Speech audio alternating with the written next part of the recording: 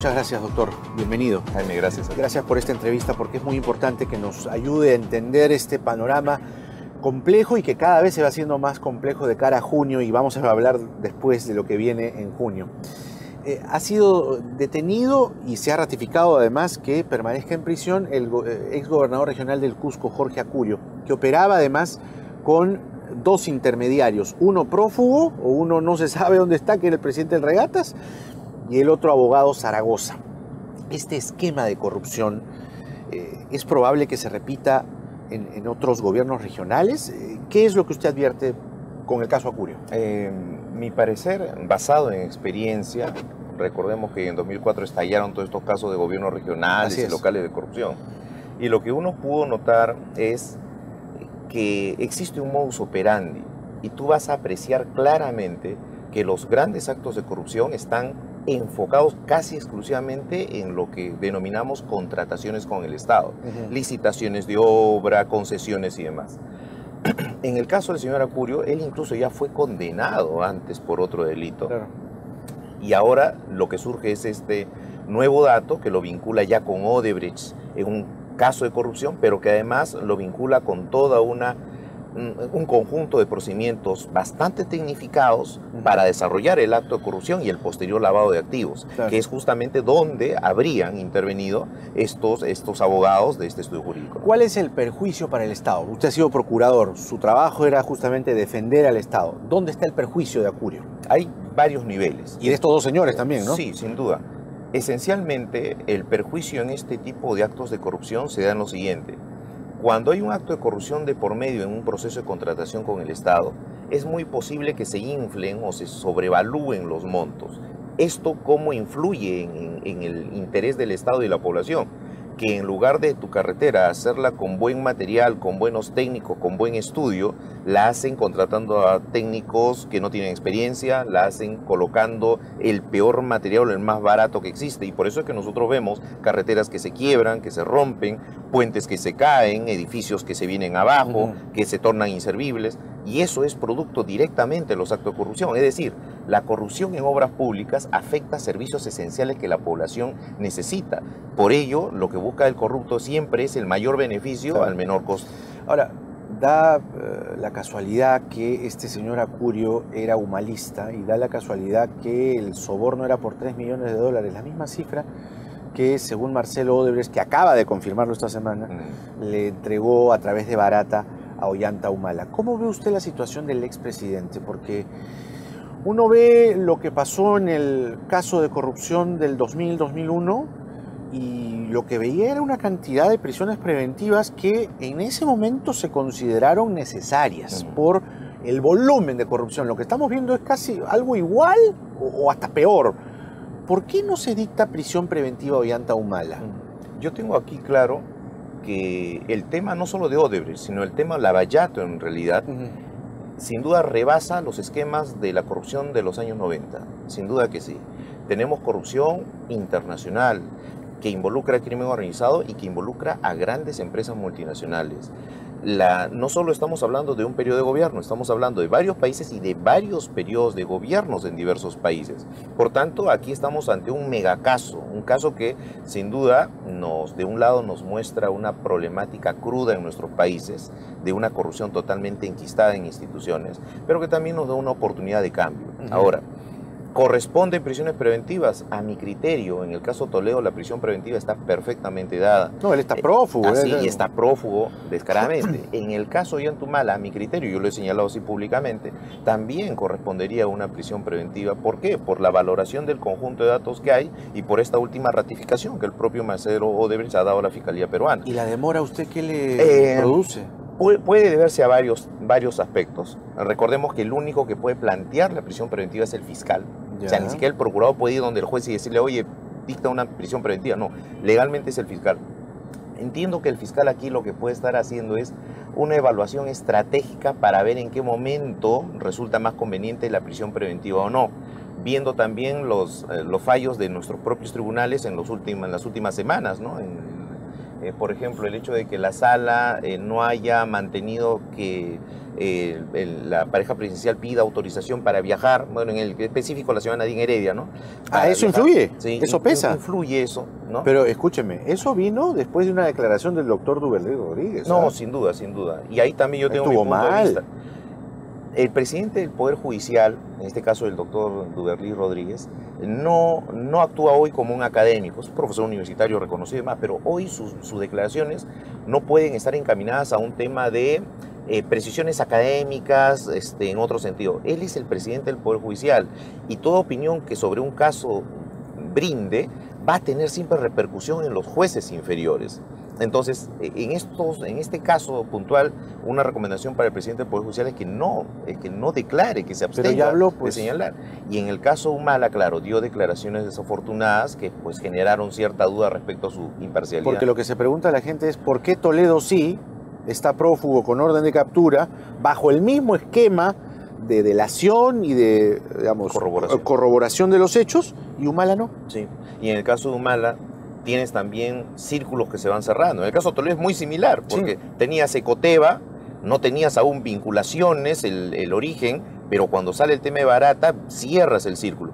En el caso de Humala también tú tienes el tema de las agendas, tienes reuniones, tienes contactos y tienes el tema del aporte a la campaña. Tienes un círculo cerrado. Por eso, a mi criterio, debiera dictarse una medida fuerte. Ahora, ellos sostienen, los Humala Heredia con el abogado Pedraza, que eso fue un aporte de campaña, que no hubo dinero ilícito, que ellos no cometieron en el gobierno algún tipo de corrupción. A mí me queda una duda porque habría que investigar el tema del gasoducto, pero concretamente sobre la plata, los 3 millones de dólares.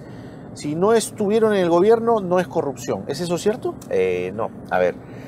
Por eso es importante analizar derecho comparado, es decir, las experiencias en otros países sobre el mismo caso.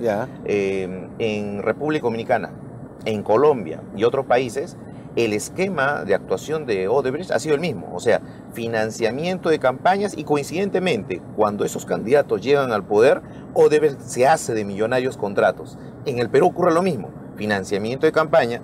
Posteriormente, cuando el Partido Nacionalista es gobierno, se hacen de contratos millonarios. Recordemos que en el gobierno de Ollanta Humala, Odebrecht ha tenido la mayor cantidad de contratos con el Perú que su historia.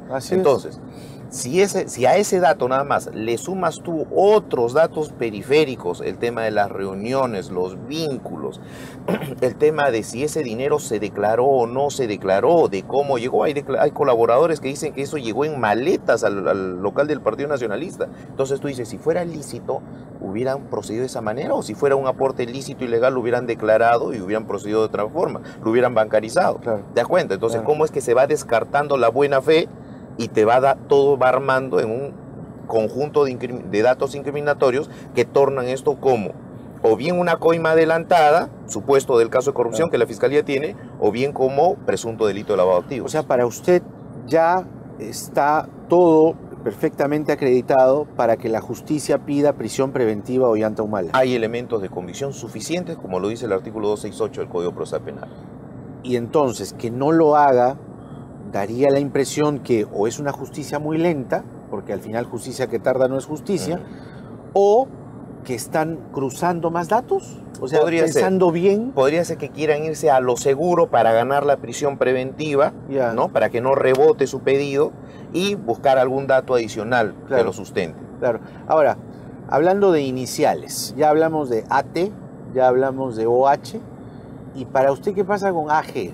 ¿Hay suficientes elementos de convicción para poner a García en el mismo nivel hoy de Humala y Toledo?